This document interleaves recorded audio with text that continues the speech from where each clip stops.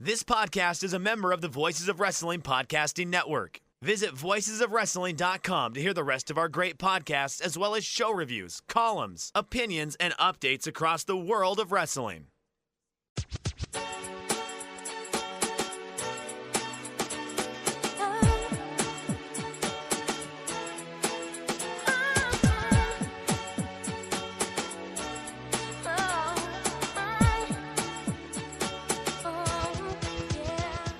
This is Everything Elite, presented by MyBookie, the world's best podcast devoted exclusively to all elite wrestling and the elite extended universe. I'm Aaron. I'm joined. Oh man, now I don't remember what the status is of this long story of who gets introduced second. I don't know.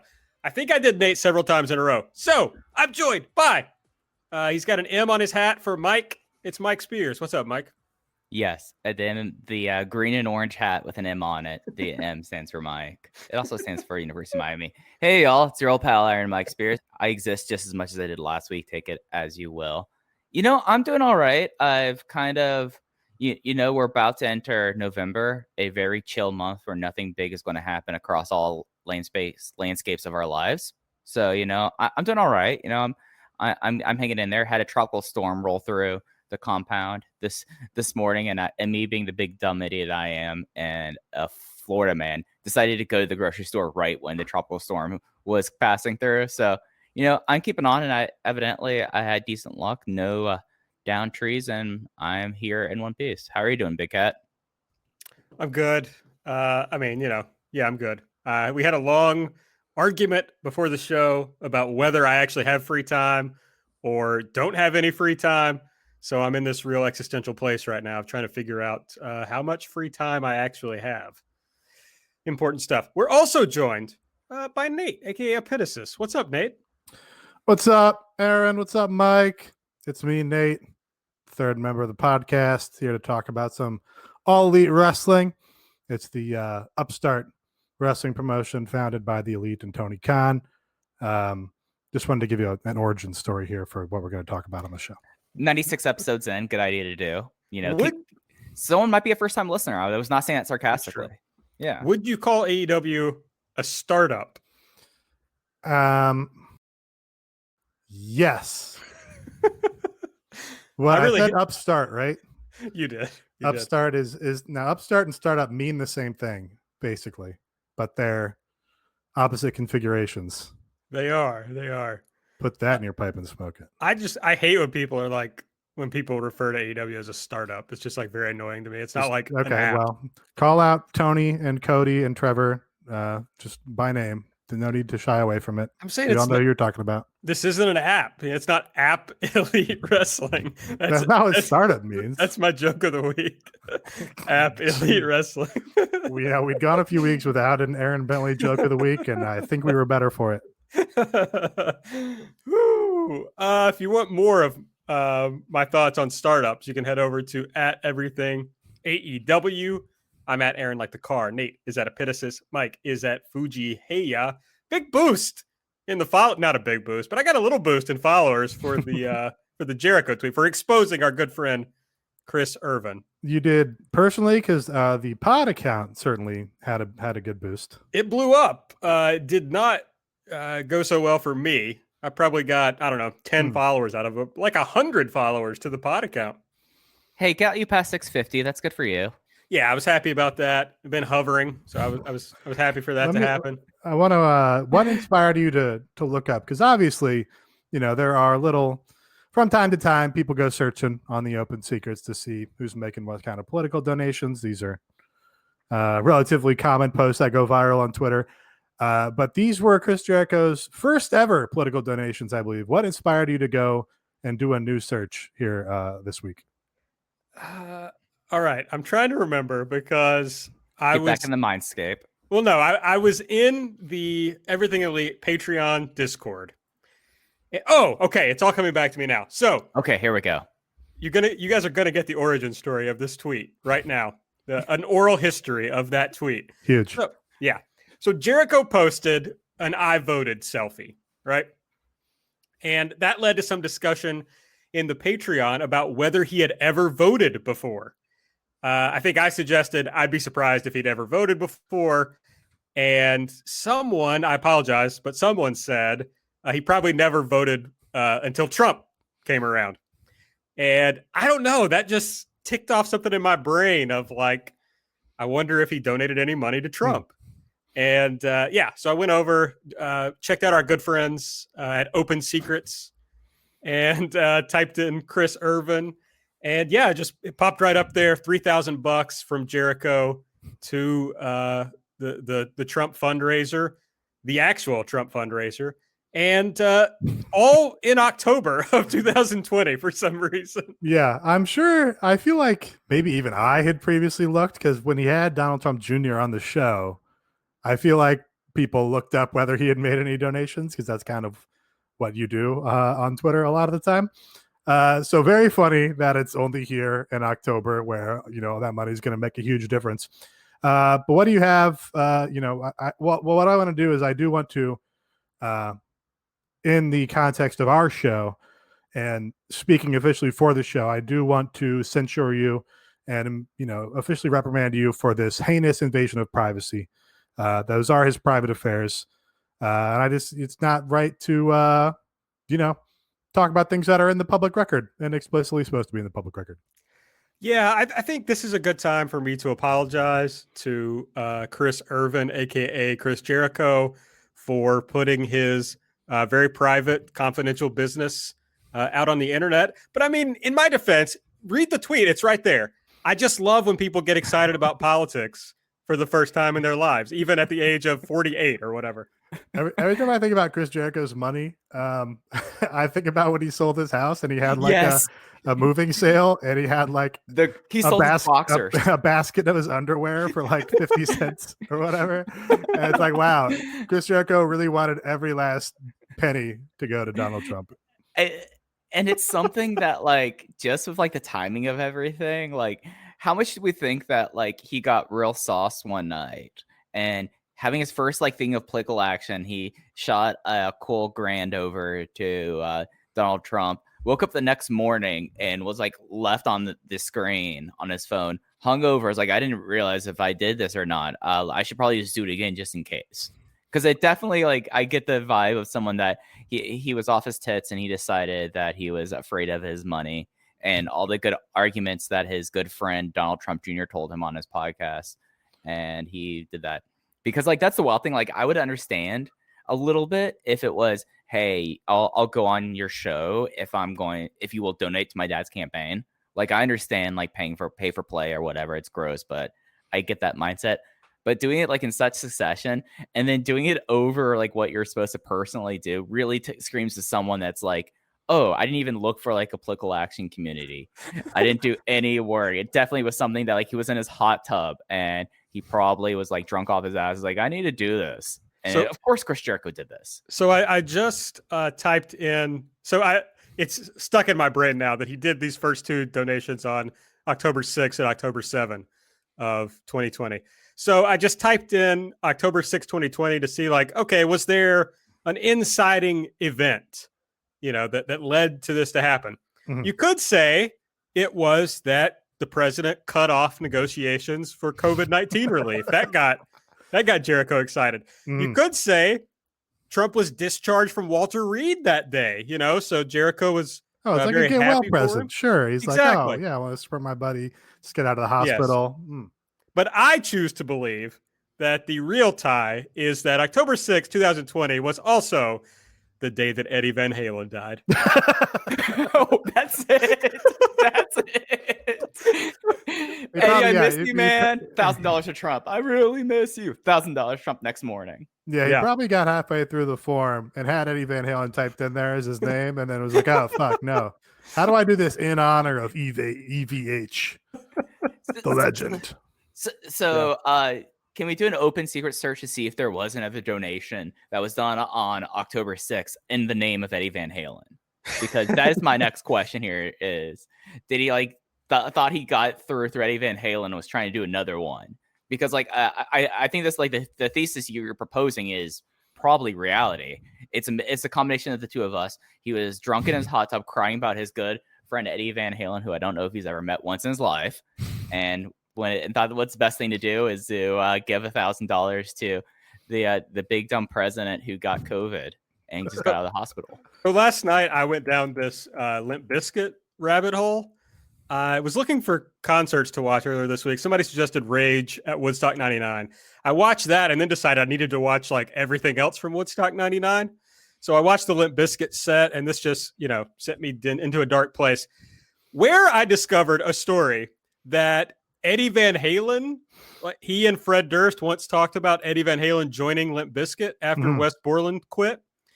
And Eddie Van Halen, story rules. The story owns. Yeah, he brought all his stuff over, Eddie did, to play with Fred Durst, and then there was some issue where Eddie leaves, but then he comes back the next day like demanding that his stuff be brought out, and legend has it, held a gun to Fred Durst's head until he got all his shit back.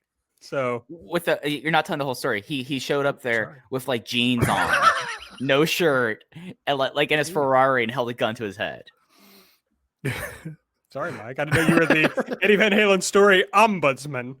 Oh, no. I just, as soon as when Eddie Van Halen died, when this story went around, I went and read the entire story, because if I'm going to report a story on Aaron, I'm going to do it correctly. I really hope the story of Aaron Bentley telling the Eddie Van Halen Limp Bizkit anecdote on the Everything Elite podcast, I really hope that story gets reported in time for what it really is. That's right. And I hope that for once we get credit for a story we reported on our podcast. Oh.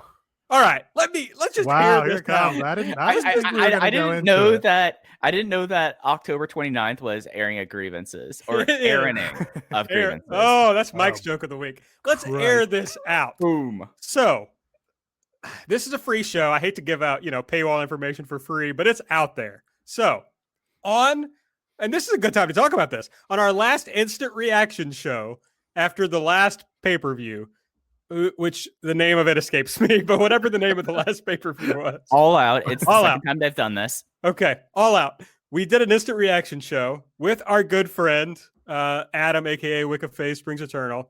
On said show, it was revealed for the very first time that Nick Gage, the god of this shit, was supposed to be the Joker in the Casino Battle Royale, but was unfortunately injured before the show happened, so it was Matt Seidel instead. So anyway, that we had that on our Patreon for the last 2 months. Our good friend, Cubs fan, aka Lucha Blog on Twitter, made some comment about that shit. That's right, the god of Lucha Twitter, and it blew up, and people then reported, or attributed the report to fucking Cubs fan when it came from our Patreon. This is not the first time that we've had paywall news that we will break on Patreon. This is the problem, of course, with good journalism organizations such as ourselves paywalling the important information. This is, of course, why the MAGA chuds are winning the information news war, because all their news reporting is free and available for everyone to access. So that's sort of the larger systemic issue. I don't know if I want to put the blame solely at Cubs fans' feet, because of course he is a patron. That's where he got the information. So you're in good company if you join the Patreon. I think I want to put the blame at the feet of the person who then reposted his tweet to Reddit and attributed it to him. I think I've heard that it was a friend of the show, Skeech. Is that correct? I think that's correct. I didn't want to name him 101. Quite so explicitly. Hey, Skeech, you might want to go back to Skeech 100, buddy. Oh, okay. Coming down on him a little hard now, Aaron. He's off. This is Aaron. I don't know if that's totally necessary. This is Aaron's airing of grievances. Maybe I should have gone with Skeech 101. Maybe you should go back to Journalism 101. I don't know. Oh, okay. I like that. I don't know which one I should have. That would have been more logical and cleaner. But the other one was like more pleasantly stupid. So I kind of like the more pleasantly stupid one. Thanks. Which, if anything was going to be on brand for us, it's going to be the pleasantly stupid. That's what I like. That's the energy I like to bring to the show. Pleasantly dumb.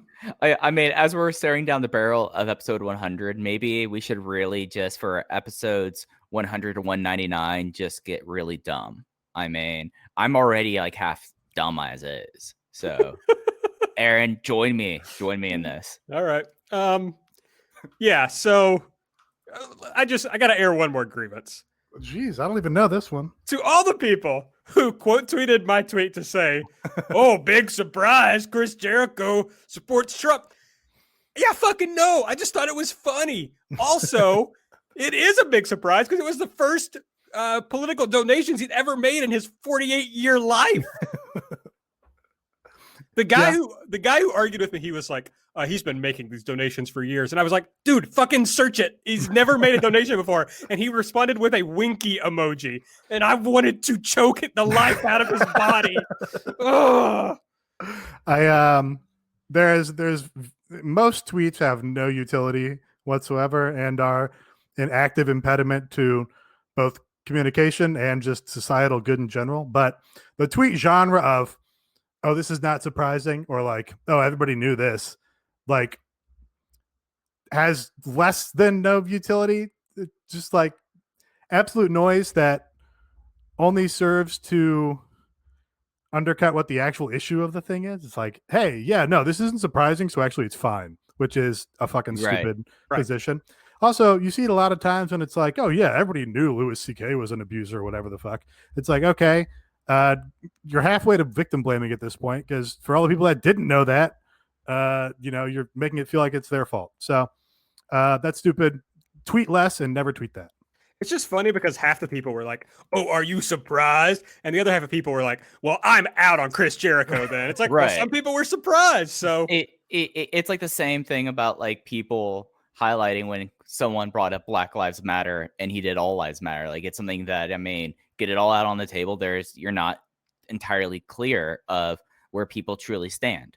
So, especially when you're a public figure like Jericho, so like as Nate was saying about Louis C.K., like, it is something that it's when you're a public figure and these things happen, they should be reported on. And Chris Jericho, I know you can say, oh, he's a pro wrestler, he's not a public figure. Bullshit. Chris Jericho has been a professional wrestler in major wrestling for the last 25 years. And like, he's got a super popular podcast. I mean, super popular podcast. He has a band that, as much as we make fun of Fozzy, it is a band that charts. And I think actually the single of Judas went platinum, I want to say. Oh, wow. Also, like, the biggest thing about it is the tweet was a joke. It's not like I tweeted, big news, guys. Chris Jericho is a Republican. You know, it's like making fun. Yeah. Yeah, if I can get one more takeout in come on. Give us a grievance. Okay. And before we do this, immediate correction, it did not go platinum. It did peak 79th on the Scottish album charts in 2017. I have not seen how the downloads. Actually, what did go platinum? John Cena's rap album actually went fully platinum. Well, good for him. I just want to throw that out. Also, sneaky good album. Yeah, sneaky good album. It was the lead single was a minor radio hit, spending 26 weeks on the mainstream rock chart, peaking at number 5. It has hit number 1 on the Sirius XM Octane charts. So it's a chart-topping song. He is a member of. He is a public figure. So air it all out. Yeah, on the point of public figures, I try to be pretty fair to the wrestlers on this show. Aaron likes to bury the wrestlers and send them off into isolation. What's the fucking word for when you exile them to the fucking outer limits of wrestling when they have one bad segment or whatever and never see anybody again. It's cancel culture. Yeah, Aaron likes to cancel culture, but I like to be relatively fair to the wrestlers and try and identify all the reasons that maybe talented people can have segments not work or be in and get the wrong thing. But in the larger conversation of what's good for society, public figures are not human beings. Celebrities are not people. They are symbols through which we understand larger issues at play in society. And you can say whatever the fuck you want about them. So that's all. Yes, I think that's a great take. To the extent they are people, you don't know them. So right. No, you don't know them whatsoever. Their feelings don't matter. yeah, that's all my point is really.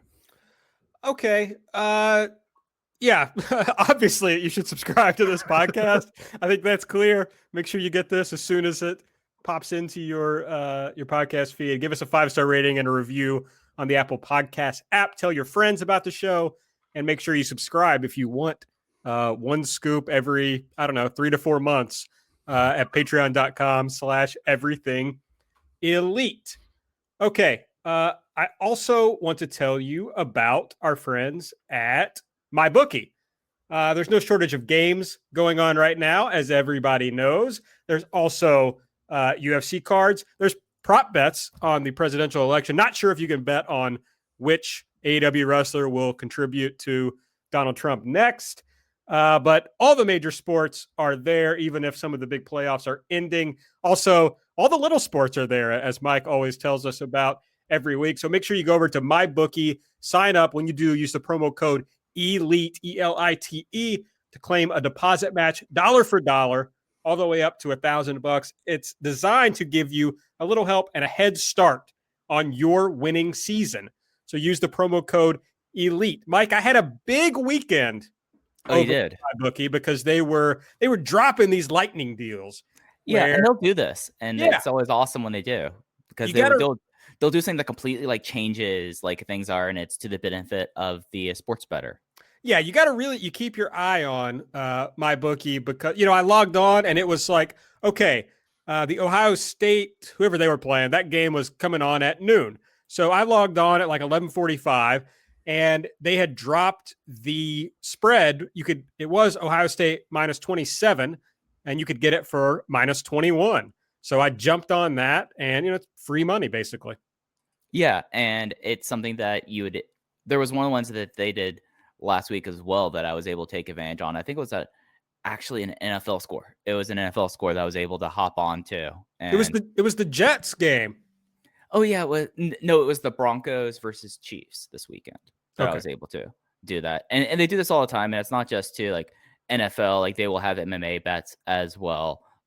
AEW roster member Jake Hager is fighting on Bellator tonight, and he is a minus 900 favorite in his fight that has a call time of 7:30 as we're recording, because I've seen that other guy. I'm gonna take care for this and make a little bit on this. It's not gonna be a lot because it's minus 900, but they offer bet the other guy then, I mean, have you seen a photo of the other guy? Yeah, I did. Yeah, but what there is, you're supposed to ask that after the fight. that's fair. That's a good point. What there is interesting money on is the World Championships of League of Legends happening at 6 a.m. Eastern Standard Time on October 31st. Where does this happen? It was in China. Oh, it's in China. It's in China this year. And speaking of China, Suning Gaming is in the final against Damwon Gaming. So it is, of course, the two most important teams and the two most important countries ever in esports. It is a China versus South Korea matchup here. That's what I picked last week, right? I think I picked that.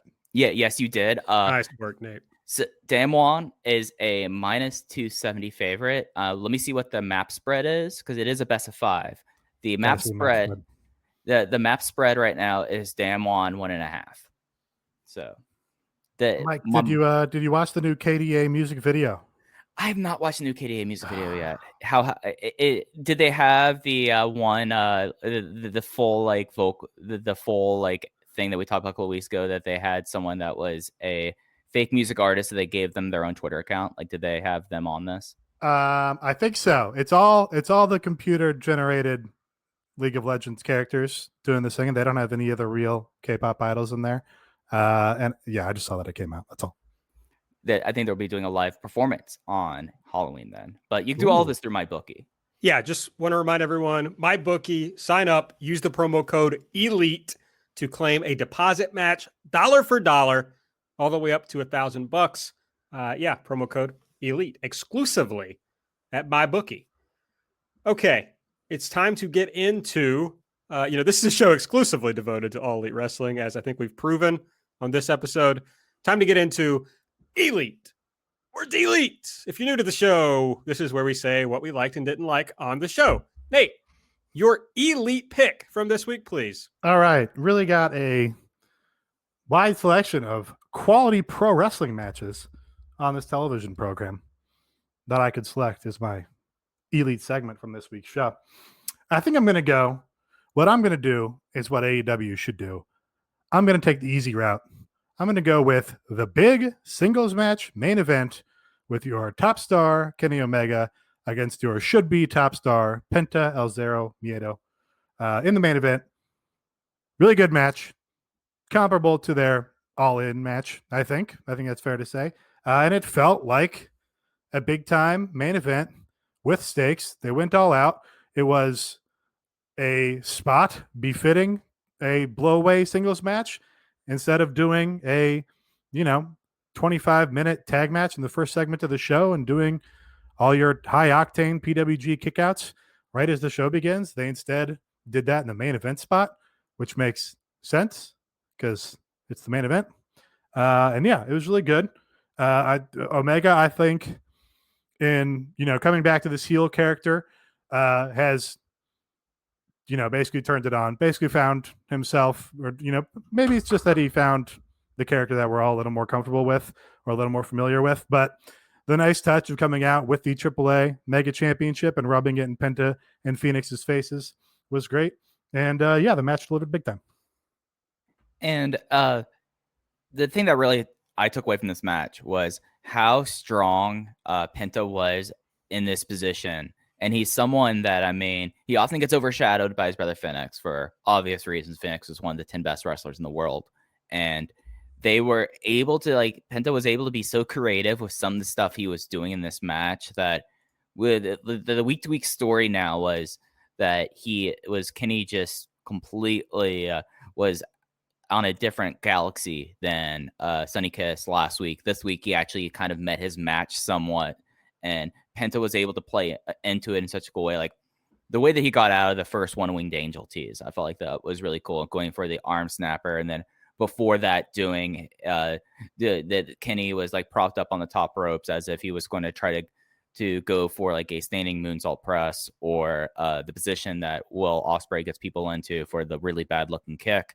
But he sweeped out his legs and immediately jumped on top rope and did the Perro Aguayo stomp, which really owned too. And just was a really great main event. And it's something that the in-ring wrestling on this show, for the most part, was incredibly solid. And I felt like that the two semifinal matches in the tournament were better than anything they had on TV last week.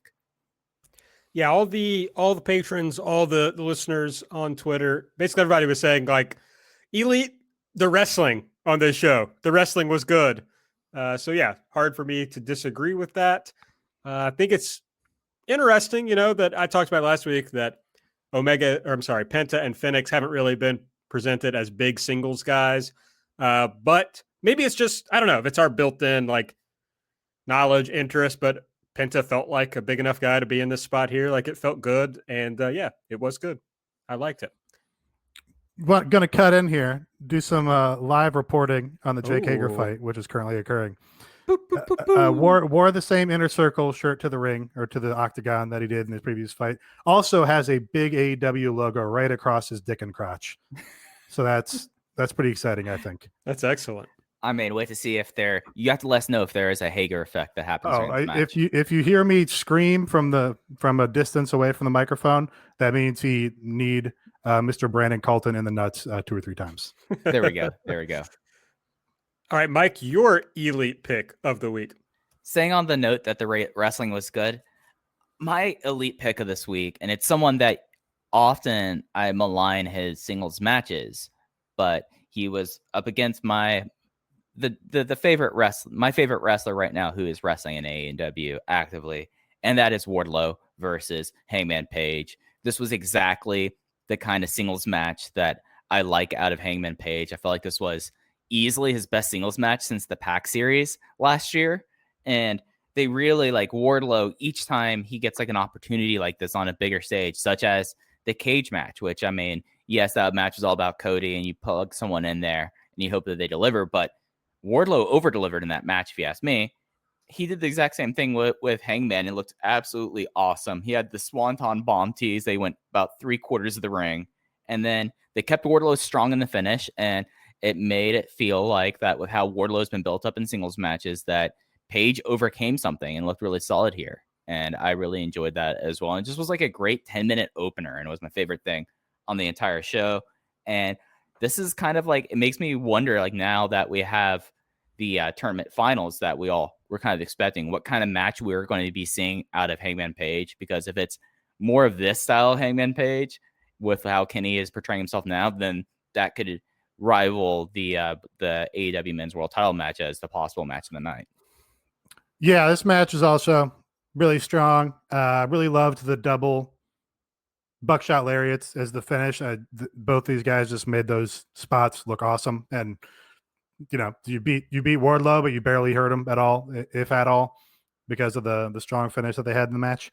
And yeah, I think it's really a testament to just doing shorter, really good matches. It's like, oh yeah, you can do a really strong match in 10 to 12 minutes instead of having to open every show with a 22-minute blowaway match. Like, the former has, I think, greater storytelling opportunities of doing, like, how can we tell an interesting story between Hangman Page, who's trying to prove himself in the singles division here after his tag team broke up, and then Wardlow, who's a guy who shouldn't be, an obvious monster push guy down the line.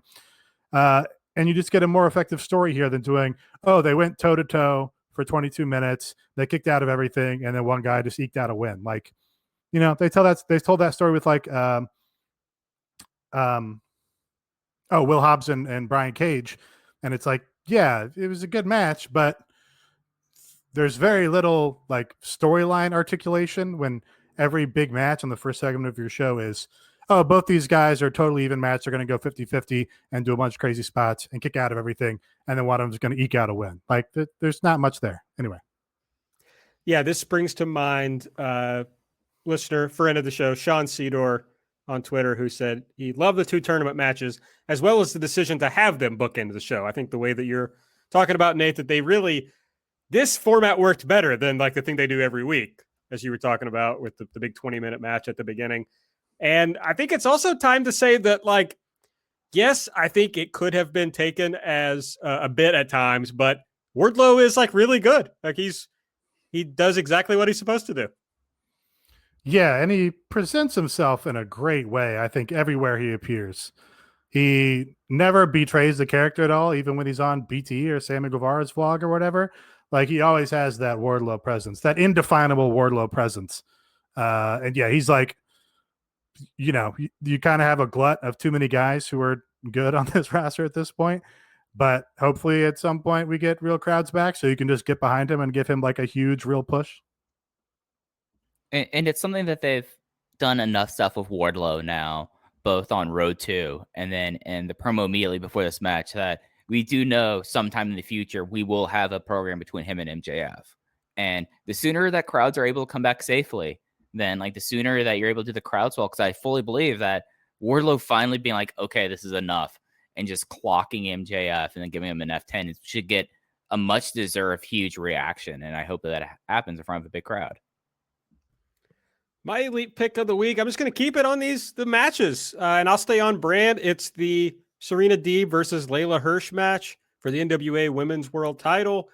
This, to me, I know the Serena Deeb and Thunder Rosa match got a ton of love. I think this was like actually the match that people claimed that match was. This match was really good.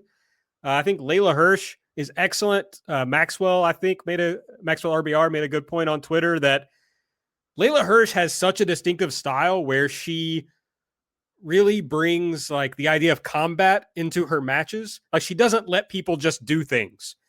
She is always fighting with them to stop them. And that makes her opponents have to work differently against her. It makes all her matches unique.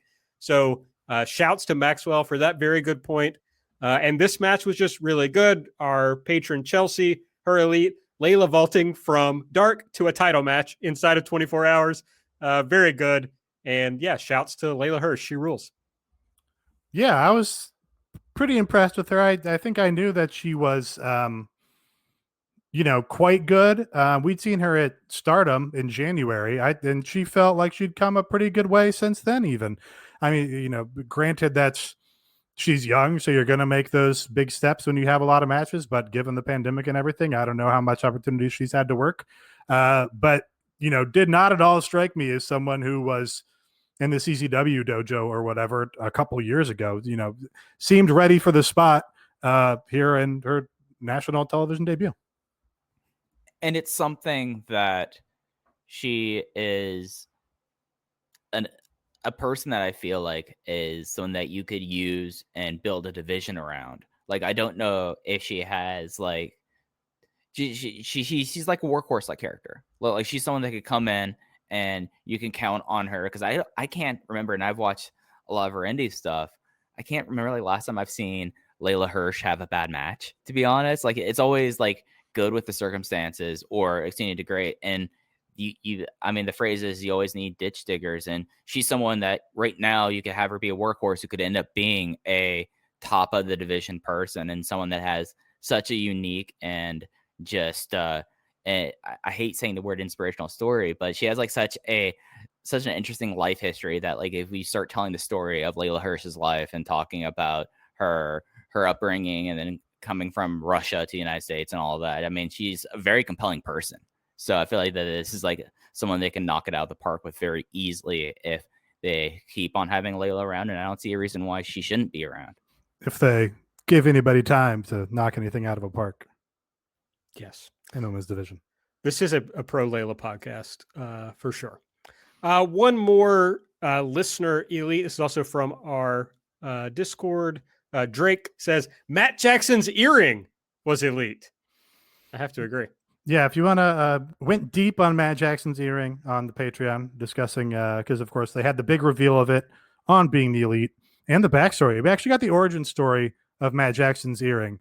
So origin story laden episode here.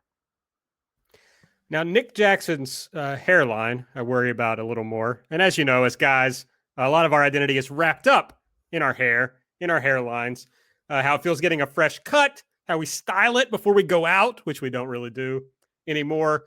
But then we start seeing the first signs of hair loss. It's panic time. But now there is Keeps, the simple and easy way to keep your hair. Most guys, 2 out of 3, experience some form of male pattern baldness by the time they're 35. The best way to prevent hair loss is to do something about it while you still have hair left. So Keeps is a thing that you can do at home. You don't have to go to the doctor's office. You visit a doctor online. The medication is delivered to your home. They make it easy. They deliver the medication every 3 months. So you don't have to go to the pharmacy or the doctor, which is all good. And remember that prevention is what's key. The treatments typically take between 4 to 6 months to see results. So you do it before you start losing your hair. The sooner you start using Keeps, the more hair you'll keep. They have more 5-star reviews than any of their competitors.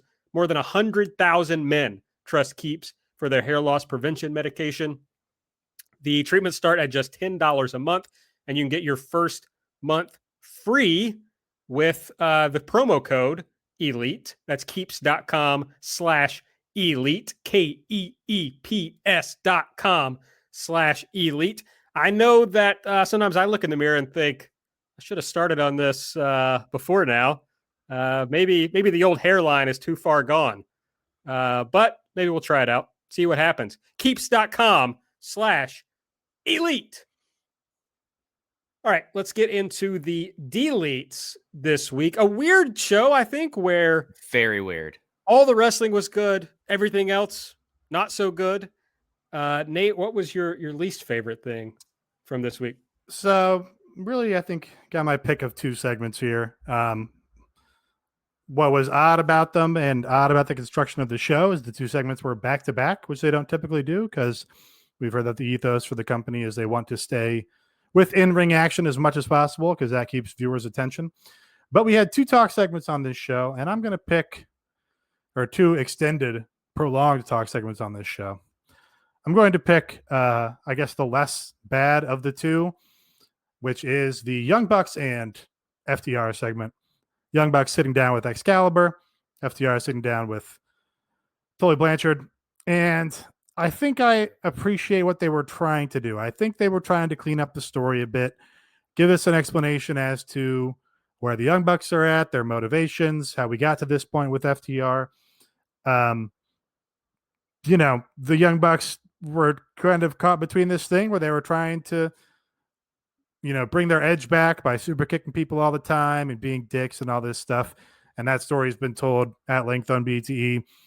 But then they're cast as the baby faces in this story because FTR are just like out, kind of outsiders to the company coming in here and laid out Matt Jackson last week and took out his ankle. But I just don't think they accomplished what they meant to accomplish. Matt Jackson, I think, had a lot to say. I think Matt's kind of an underrated talking guy.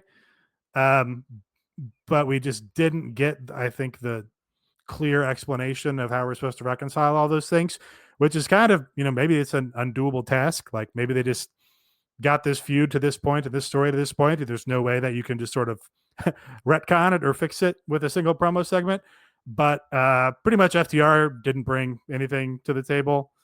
And they were just like, oh, yeah, we don't even want to be here. You're here with your friend. Actually, we're just going to leave now. So it was long. I don't think it really accomplished anything. I don't think, not to anyone's surprise with how we feel about this feud in general. Jake Hager stumbling and getting rocked right now. Might actually lose to this can. Jeez, I legitimately took a bet, like as we were recording that. I told you to bet the other guy, Mike. Yeah, I wish I did now, especially because I can win $1.11 on this bet, and I'm about to lose it. But he looks. I'll say he looks insane right now. Just like Joseph Rude. It's something where I don't even know if there's any promo or any like big segment that we've seen over the last 2 weeks that can bail out this feud without having just a great pay-per-view match. Like, I don't think you could sell the pay-per-view based on this match at this point. I don't think that this is a match that, given what they've done and basing this off something that has like 3 years of beef and not like really doing a good job of really like doing it or doing it in an interesting enough way that people that remember this are like, yeah, no, I want to see what happens now. They haven't utilized the history. And then you have like the sit-down promo. FTR, terrible sit-down promos. Like, did Tully Blanchard say a single word during this promo other than just like sit there and be like, let's get out of here? I don't think he did. Not that comes to mind. Certainly nothing that made an impact. Right. So you have that. And then you also have the stipulation that they just added on to try to like do a little bit of intrigue since Cody lost his. Now people are like, okay, now we have the idea that the viewer will be like, well, Cody said he would not challenge again. And he lost and he has not challenged again. So now we have the thing with the Bucks now having that stipulation. And I don't think that I think that the build is so poisoned at this point that they're just trying to see what would stick and kind of turn around consensus on it. And there's only one way to turn it around. And that is to kind of be like, yep, this is the match, and then go out there and have a absolute match of the year style match. Like, that's the only way to rebuild a feud is actually in ring. And there's nothing that FTR has done in this promotion recently to make me believe that would happen. And it was such a superfluous thing. And I was excited because Excalibur was going to be there. I feel like Excalibur could probably like lead this into having something that would be pretty useful. And that wasn't the case here. Yeah, I forgot the point on the stipulation, but you're totally right. They've had a tendency in this promotion to add on unnecessary stipulations, which just feels like trying to heighten the stakes in a phony manner. Even if you adhere to the stipulations, like, you just kind of have to give them a better cause to exist in the first place in order for them to feel earned. A lot like the Will Hobbs and Brian Cage match. It just doesn't feel earned. It feels like tacked on, like, oh, we can just add this and now it means more. But it doesn't really mean that. It doesn't really work that way. But I will say, at least the Bucks have challenged for the titles before. So it's like, okay, we've tried and failed. Right. Yeah. This is like their third title shot. Yeah. So at least there's that, but they didn't make any hay of that. Like, they could have leaned on that and made it a larger part of their promo. Right. The story hasn't been, oh, we came into this kind of like the Kenny story. The story hasn't been, oh, we came into this promotion as like we thought we were this big deal and we've never been able to get it done. And, that's actually like a babyface story that they just decided not to tell.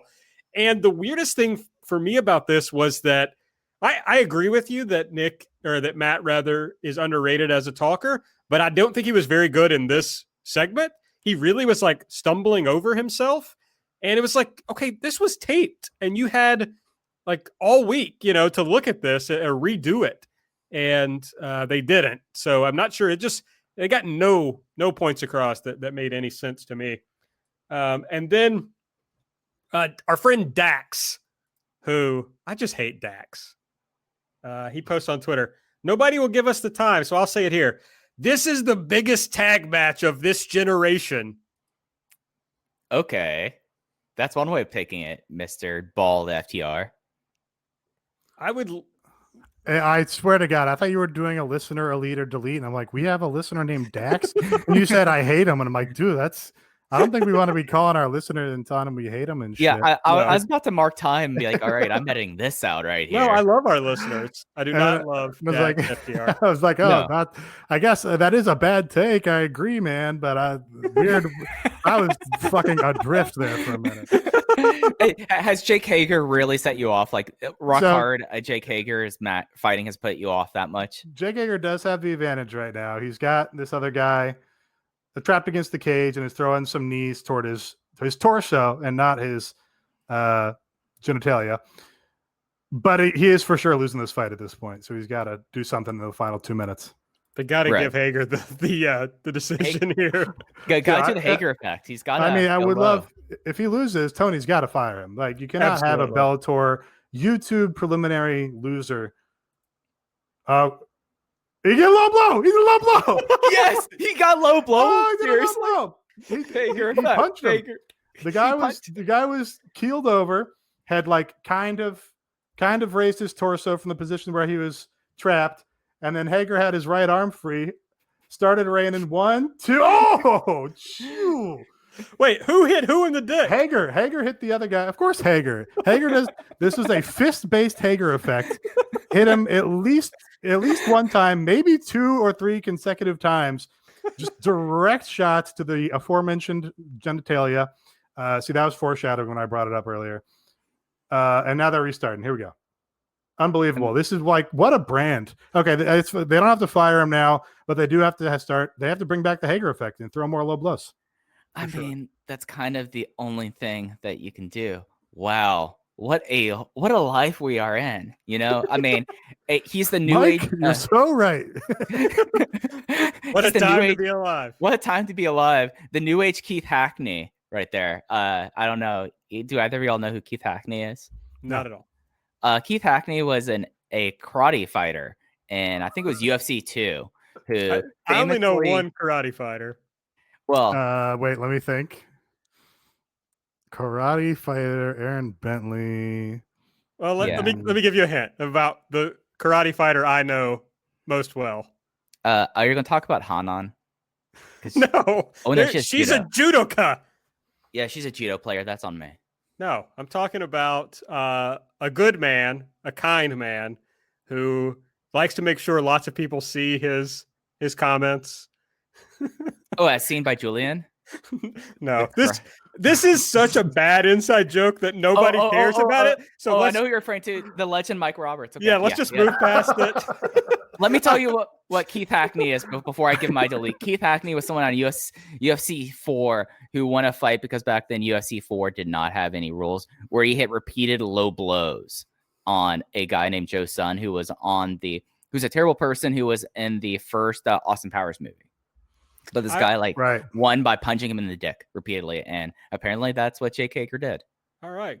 Well, we'll keep you updated on this fight that happened. Speaking of the inner circle, can we tell you what my delete is, AB? Please, Mike. My delete is this cringe as hell inner circle promo, the whole segment here. So as Nate alluded to earlier, the 2 worst things on the show back to back were the sit down interview with FTR and the Young Bucks, and then as well this really, really bad town hall that they straight up did this like as a parody of the Trump one, to the fact that they had Rebel come out and be the old lady who was really charmed by Chris Jericho's smile.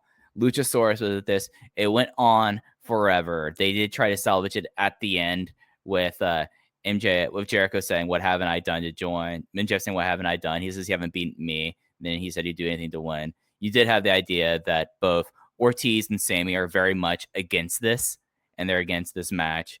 But like, it just was just. I understand that they like to hit to all fields, and for whatever reason, MJF content, they love doing political riffing, which no one wants.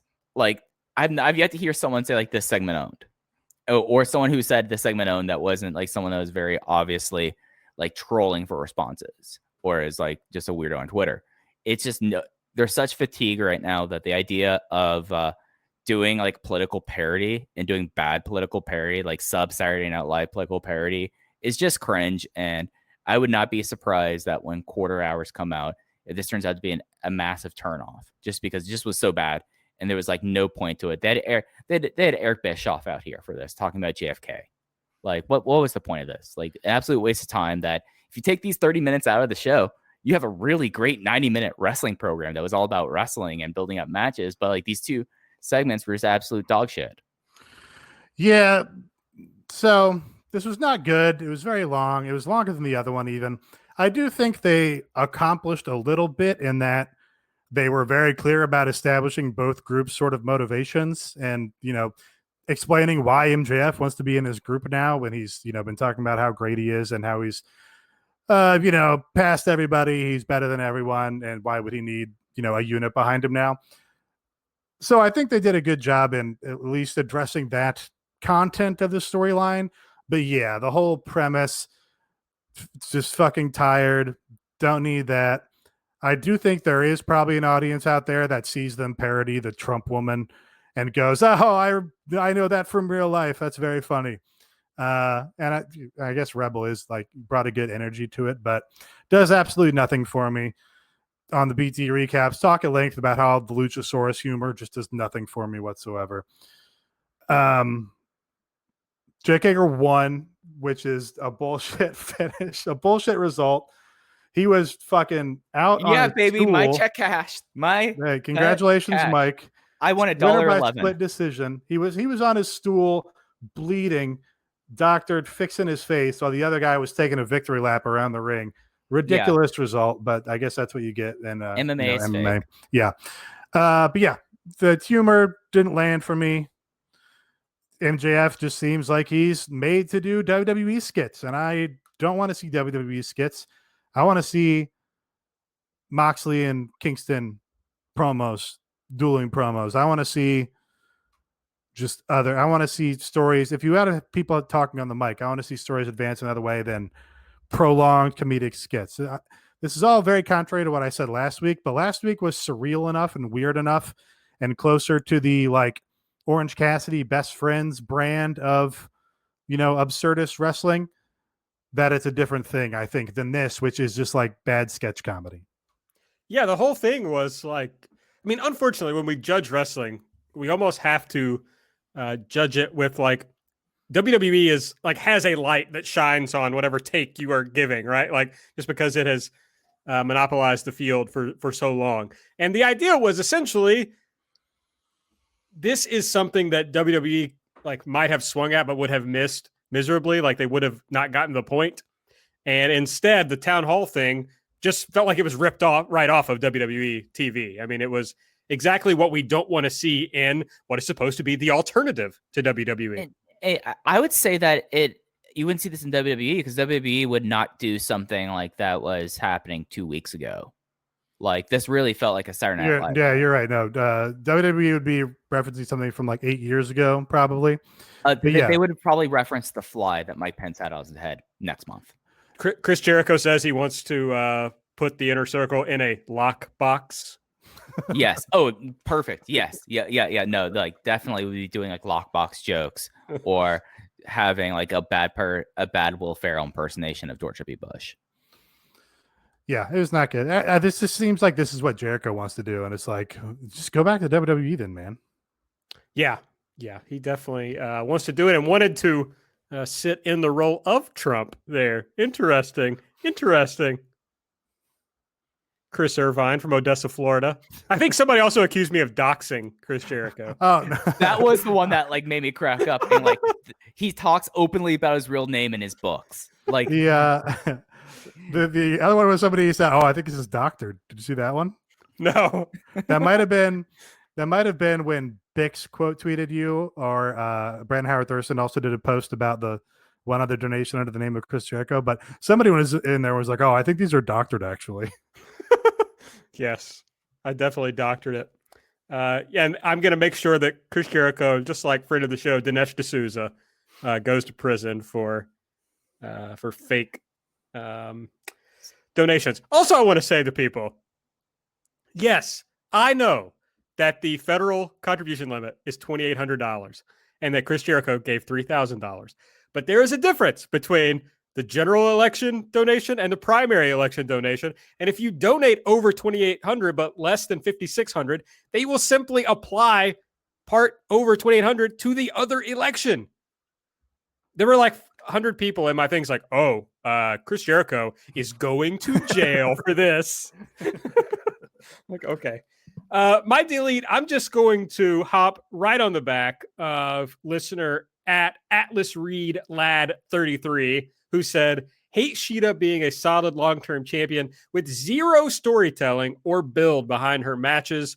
I think they've always kind of not done a great job, but this is perhaps the worst job they've done with having a challenger for Sheeta for the pay-per-view. They had this like very natural story. Nyla was the number one contender. Also, Sheeta beat Nyla for the title, right? Am I making that up?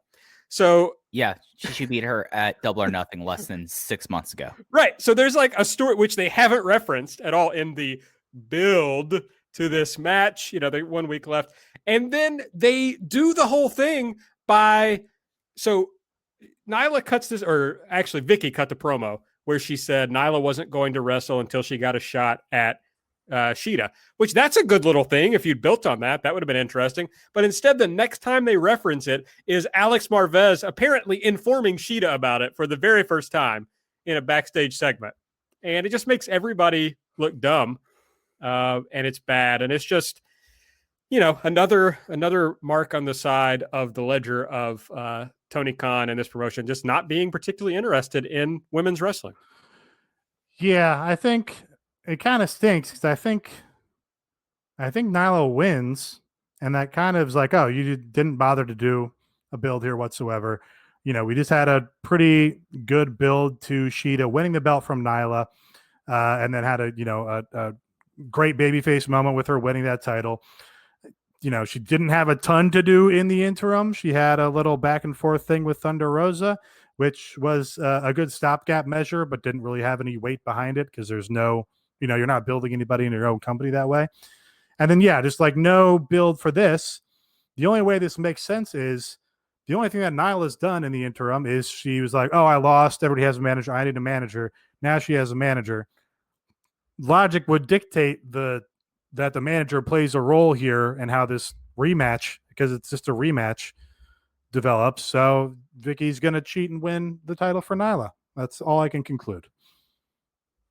They literally, in this time frame, you know, Sheeta has basically been the pandemic champion for AEW. They literally did not elevate one single woman over that time frame. And it's like Penelope appeared on the show, and it's like, why isn't Penelope on this show more regularly? Like, yeah, they did this whole thing with Anna Jay, and then it's like she's an afterthought. Yeah, and I'm just not good time management. Instead, they want to do these 25-minute matches in the opening segment. It's like, no, make it a 14-minute match. You can plug 2 women's promos in there and another match, and you'll sure will be better for it.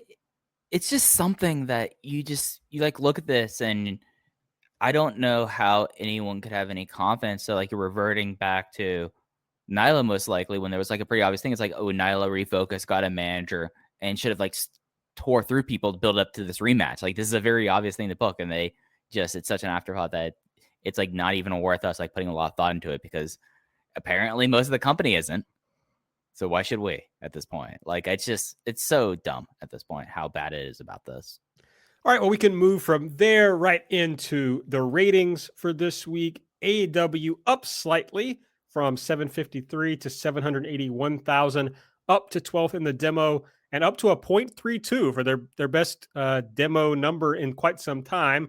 NXT makes a big jump, 875,000, 21st in the demo, a 0.25 in the demo. That's a jump for them from 0.16, but still quite a bit behind AEW's demo number. Yeah, and it's something that I think there's a lot of things to play here in what happened this week. I think that AEW's little jump, I would probably say immediately, is because people who would watch live sports over this, there's no live sports right now, or at least on Wednesdays, there was no World Series over. So it kept them number 2 in non-news. And interestingly enough, they were up 25% in people 18 to 34 and about 19% in women 18 to 49. And everything else was basically flat. So there's two things I wonder that's at play. Are these all people that would normally watch the World Series, watch live sports turning over? Or if it's something that like the fabled, like, oh, people's partners watching TV with them and all the outreach and all the thing about how the musical number played and how they thought that was like playing for like non-wrestling fans. Could that play off there a little bit? Like I feel like that there's something that'll be interesting to see how those two demographics change next week. NXT, they built up the show, they loaded the show up, and they had their longest overrun since January. I would be really interested in seeing what their overall overrun rating is and how much that influenced the ratings here. And it's something that I don't see much change in AEW next week. I feel like we're at a point that they're so heavily in this plateau that it's going to be this way for a long time. And I think NXT, I have no belief that NXT is going to come any closer to this. I mean, do either of y'all think that this is actually like the start of anything for NXT or just like a dead cat bounce? Seems like they did a big gimmick and loaded it up with matches, and they also benefited, as you were mentioning, from no sports. There wasn't really a big news thing going on last night. So a lot of this is all old people, right? A lot of old people tuned in. Right, yeah, because we don't have because it was the first time that they have been in the top 50 since September. Yeah, so I guess we don't know for sure, but it reads to me because their demo, I mean, obviously they did better in the demo, so some young people tuned in for this. Sure. But that big overall viewership number just reads as people who would probably otherwise be watching Fox News for the night, and they flipped over to NXT. That's at least my read of it.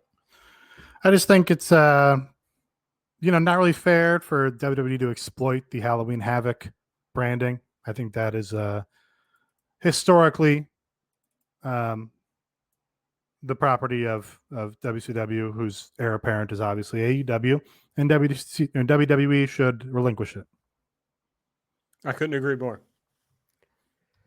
Okay, let's run down the stuff on the show we haven't talked about yet. The show opened with Dasha with MJF and Wardlow. She's trying to ask Wardlow about his match with Adam Page, but MJF interrupts. He says if Wardlow wins the title, MJF will become AEW champion because Wardlow is under contract to him. Sammy comes out. They get at each other. Sammy says, tonight I'm going to make sure you never join the Inner Circle. And MJF says, hey, I had a note for you on your promos. Don't. Very, very good burn here from MJF. He accuses Sammy of looking like he sells Adderall to middle schoolers. And then Sammy doesn't respond for a minute. MJF is like, why aren't you talking? And he's like, I'm thinking about all the things I'm going to do about it. This was actually a better segment than I have portrayed it as.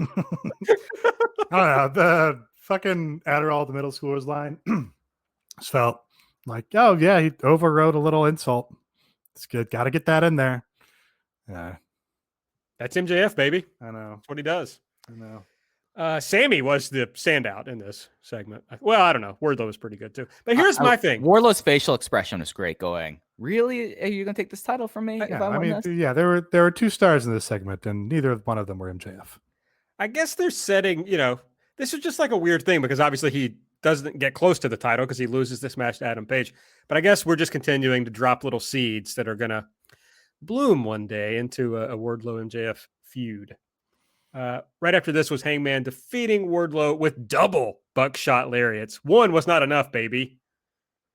One didn't even take Wardlow off his feet. One just staggered him. That's right. That's right. There was a Mox video up next. He says he's defended the AEW World title with everything he has to make it the #1 prize in the sport.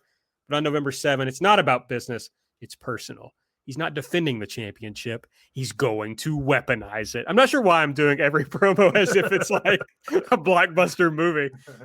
He says there's no room for this Eddie Kingston in AEW because AEW is for the greatest athletes in the world. But at Full Gear, when Eddie looks around, there's no one else to blame. He's going to have to say, I quit. He'll be alone with his own ego. And then Mox is going to do what he does to everyone else with a loud mouth in AEW, crush their egos.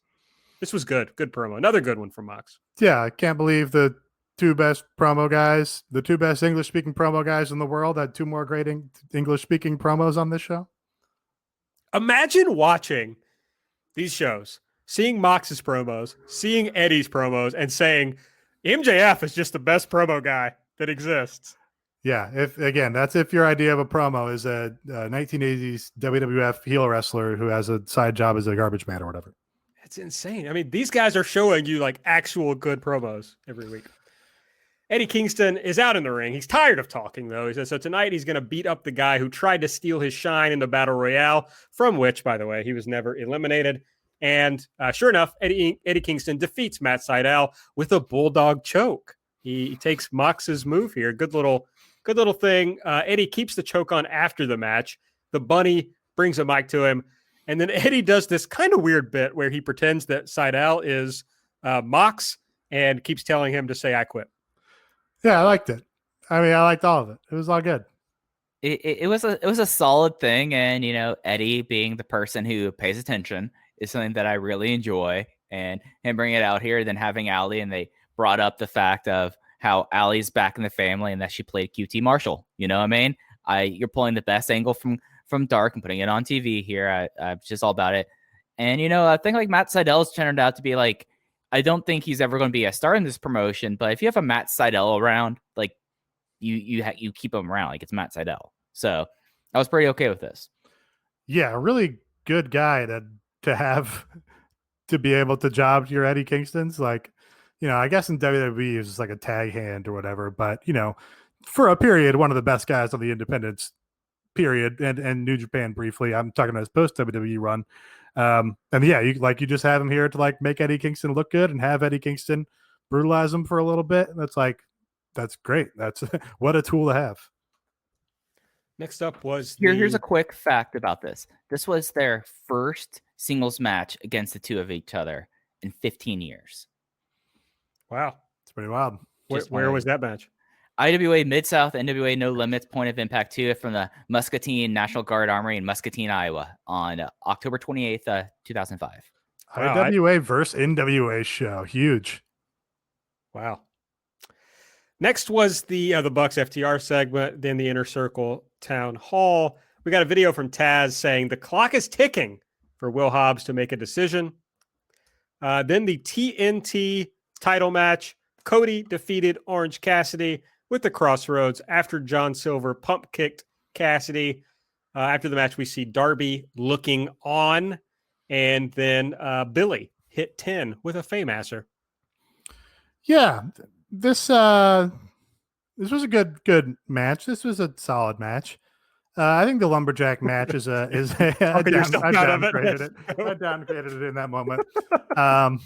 The lumberjack match is a useful stipulation for something like this, which is like a holdover match to advance these stories a little bit and get a lot of people on camera and, kind of advance the story with, Orange and the Dark Order, where the Dark Order keeps going after Cody and Orange is like, no, I'm a babyface. I'm not going to let you do that. So that, it just gives you a lot of room to have people play off each other. So, effective use of that, I thought. Darby is like fully in Sting in the rafters status at this point. Like even the way they're shooting him, like they're not just up on him. They had Lance Archer out there, which again, great way to just like remind people, hey, Lance Archer exists. He's here in the crowd. But for Darby, they shoot him, from far away while he's way up there in the seats. So that's good for his character, I think. But yeah, solid match. But the highlight of it was seeing the Dark Superstars Gun Club get some real shine here and setting up an apparent John Silver and Orange Cassidy match, which I think is a great. We've been saying they don't know what to do with Orange Cassidy now that they had him beat Chris Jericho.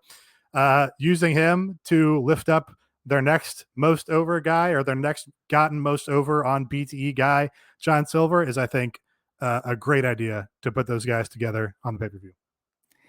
And it's something that like John Silver now is at a point where he kind of pulls your focus at such a level that's like, all right, you got to do something with Johnny Hungy. Like this is the time to do it. And I the whole Gun Club thing, I think is hilarious because basically Austin and Colton Gunn are basically human Labrador retrievers. And the fact that they have like a further role just amuses me greatly. Like I'm ready for 5 and 10 and Colt Cabana versus the Gun Club. Let's do it. I don't know why I enjoy seeing Austin Gunn, but I really do. Right. He comes up and I just kind of smile and I'm like, there he goes. and Billy's with him, and like they seem to have like a nice father-son relationship, and then the other brothers around there to annoy Ricky Starks. It's a great time. I don't know about you guys, but I often found myself with like a frat boy friend that I could never understand why I liked him or like what was good about him. Yeah. But I just liked having him around, and Austin Gunn is that guy.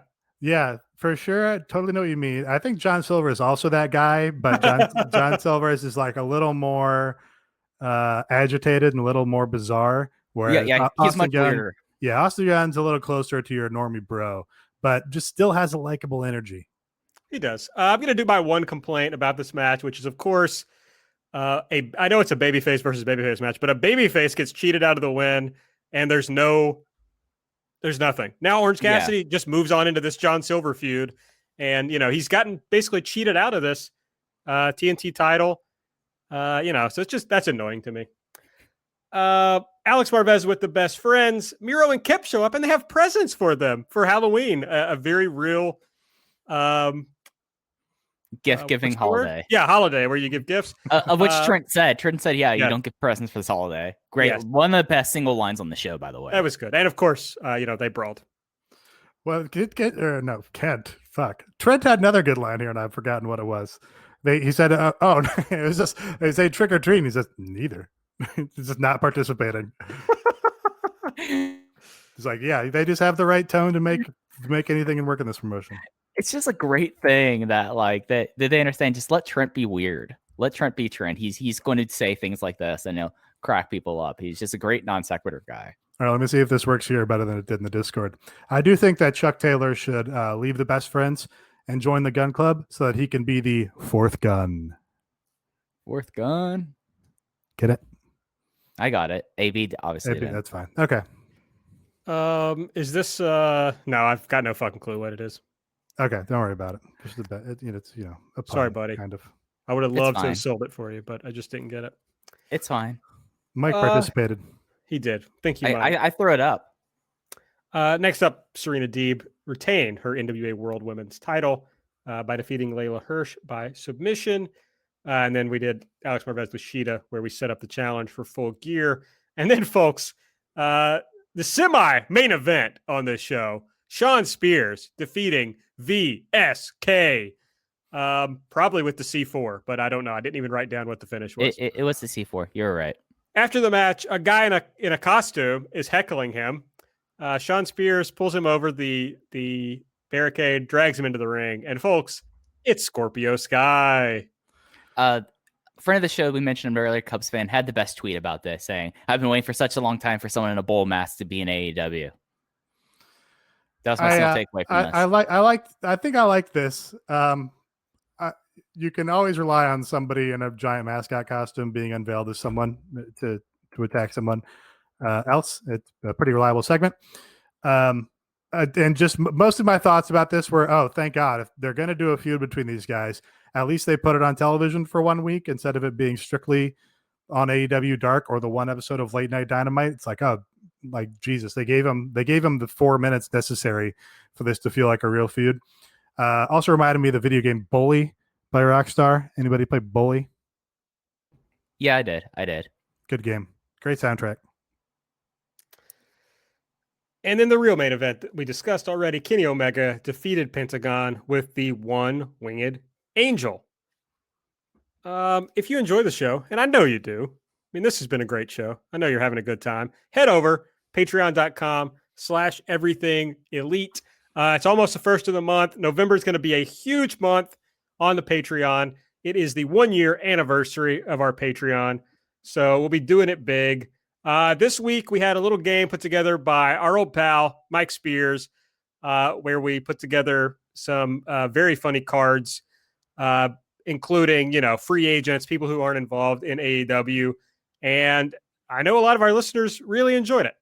Yeah, and in our Discord, we've had people post their cards themselves. I am the game master. I could take something that's been overly done, like wrestling drafts, and then add aspects to it to make it its own kind of fulfilling game. And I was fully prepared that this would be like one of our off the rails shows, that I devise something, and then 20 minutes in, we start riffing about, I don't know, 311 or something.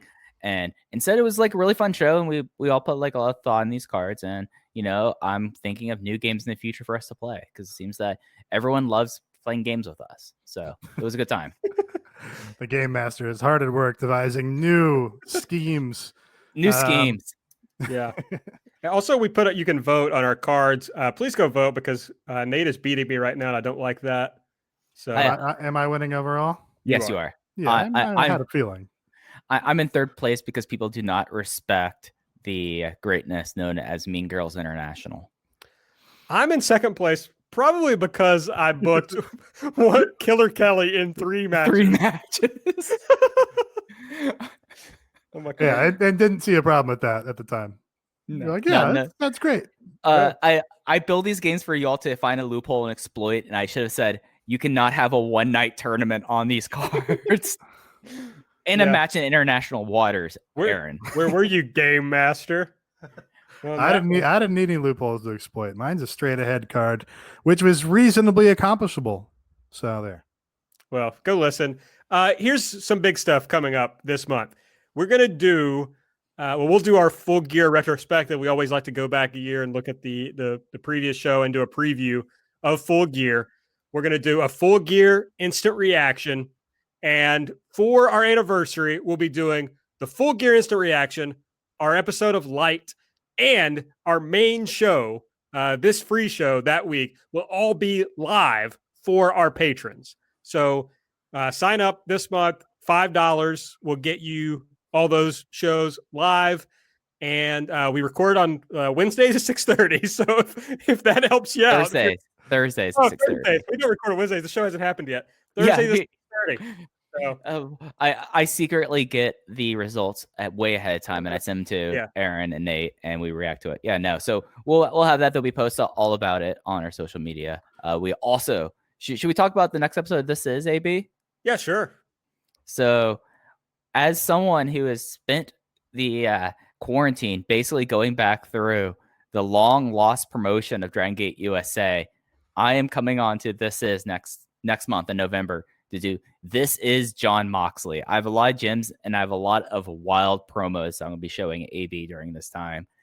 John Moxley used to not be this solid of a promo worker. He used to be very, very weird about it. And we're going to do that as well. I'm really stoked to do that. And we'll have a lot of other stuff. We have a lot of stuff in the hopper coming your way in November on the EE Patreon. Yeah, join our Discord, patreon.com/everythingelite. Okay, next week on Dynamite, we got a big card announced already.